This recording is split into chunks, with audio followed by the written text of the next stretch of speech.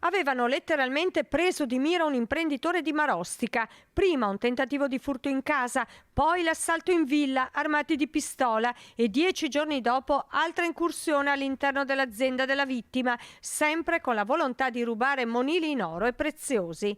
I fatti sono avvenuti tra marzo e aprile del 2021, 2 anni di indagini da parte dei carabinieri della compagnia di Bassano, coordinati dalla Procura di Vicenza, hanno portato ad individuare la banda di malviventi. In questa occasione, i carabinieri hanno tratto in arresto 3 soggetti, tutti destinatari di misura cautelare in carcere. Sul conto del quarto invece è stata applicata la misura degli arresti domiciliari.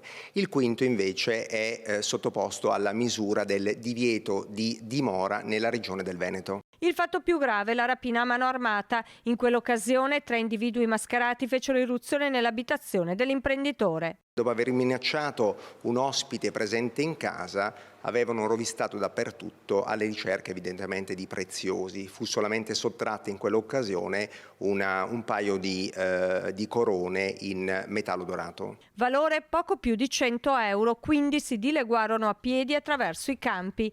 Ora in carcere sono finiti un 27enne di Gallarate, un 31enne di Tiene e un 23enne di Schio. È agli arresti domiciliari anche un uomo di 55 anni, sempre di Schio, considerato il basista.